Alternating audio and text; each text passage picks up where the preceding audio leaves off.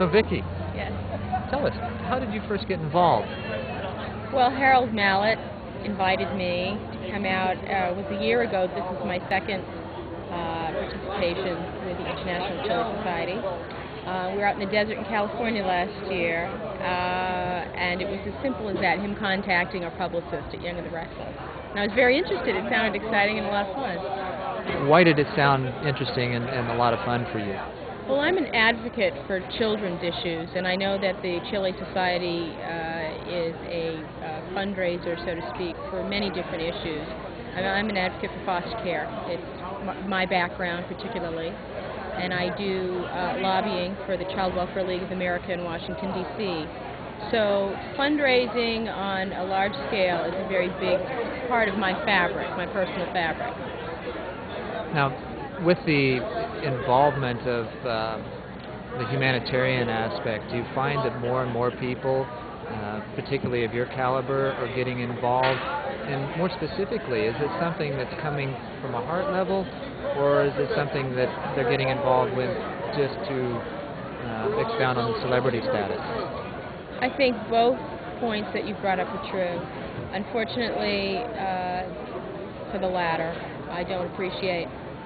I feel that my involvement is purely something that I grew up with. I feel like I've been involved in foster care, and I certainly have been involved in foster care all of my life. Family participation. Right, that was your daughter Mia. I feel that certainly there are people out there that get involved in fundraising for their own gains. But I'd like to think that the majority of people that become involved are involved because they are genuinely interested and passionate about the issues.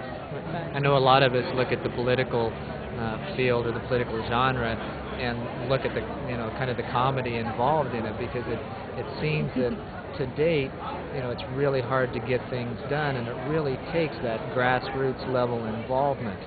What kind of advice can you give to people to get involved and what to do? There's no question that there is an incredible amount of bureaucracy out there, a lot of red tape. What I say is go to your local council, vote locally. That is our voice, your vote.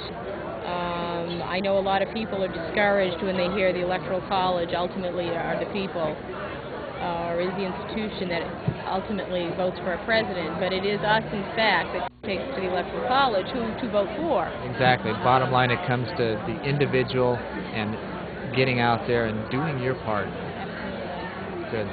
Victoria, thank you very much for your time. I really appreciate it. Absolutely. Great to meet you. How could I? I'm Floyd Red Crow Westerman.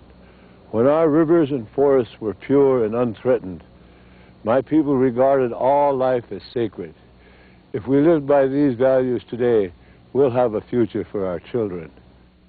Well, guess what? We've got Larry Mahan here. He's international rodeo champion, and we're going to take a few minutes here and just ask him what his involvement is with the International Chili Society, and particularly this event. Larry, glad to have you here. Nice to be here. Thanks for taking the time. Now, how did you're a judge or a final judge of the chili cook-off here, but there's a lot more involved here than just the chili cook-off. It's for helping the Boys Hope of Arizona. How did you get involved with it? What prompted you to become affiliated with this? Well, the man who's very involved with the International Chili Society is a man named Jim West from California. And we've been friends for many, many years. We produced a couple of rodeos together at the World's Fair in Spokane back in 20,000 years ago, 1974 or 5. And then when he got involved with the Chili Society, Jim called me on occasion to be one of the judges, and so I've judged 6 or 7 contests over the past few years. Have you been able to see the kind of benefits that this type of event has for an organization like Boys Hope? Well, the thing that I found is that all organizations like Boys Hope or people who are not as fortunate as most of us, number one, they need money. But I think another thing that's just as important before you can raise money, people have to know about it. So to raise the profile of any organization for those who are not lucky or who've had a stroke of bad luck or whatever, that's where the International Chili Society comes in, because it does raise the profile. It makes people more aware, and I'm fortunate that, I mean, my life's pretty good, so I can come out here and have fun and meet a lot of nice people and see old friends that I've had for a long time. But the bottom line is to make people aware of what's going on, and as time goes on, it seems like we have more and more problems on this planet, whether it be environmental problems that we have to deal with, or people that don't have homes, or young people who've been abandoned, or it didn't work out in the family situation for whatever reason, from deep-seated problems that I'm not smart enough to figure out. But so overall, it's a great cause, because people, even though they come to the event thinking that they're having fun, they find out that there is an area there that needs help. Let me ask you something on a little more of a political realm. Do you think the change of administration now and the positions that Clinton and Gore have are going to have an effect overall on the general population of the United States as far as getting involved in the act? That's hard to say. I think that everyone, it's not Clinton or Gore, they can't make drastic changes. It's, over the years, there's been a lot of years go by that created the problems that we have. There's not one person or two men that can change that. What it boils down to is harmony. The problem that we have is, the way I see it right now, is, Congress or whatever, it's like people getting a divorce, walking out of the courtroom, and then the judge says, okay, now you have to get along, you have to make the world happen. They can be leaders in their own right, but unless we have harmony through the people who run the country, it's not going to make that much difference. And no matter who we vote for, and people take all that so seriously that they really dislike their neighbors because they didn't vote or have the same feelings as the people that live in the house next to them. Kind of silly and self-centered, isn't it? Well, it really is, and it's, to me, it's a very egotistical situation where people say, I'm going to do this, and I'm going to do this, I'm going to do this, you're going to see all the changes. Whoa. Two men will not change it.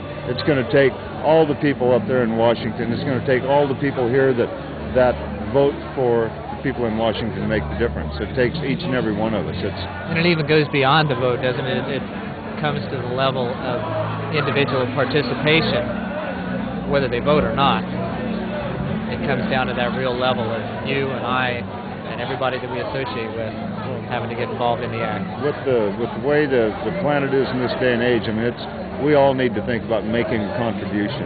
And there are some people that cannot make contributions in some of the countries around the world. We're fortunate that we live in this country, even though they say, well, we're having tough times. This is a piece of cake compared to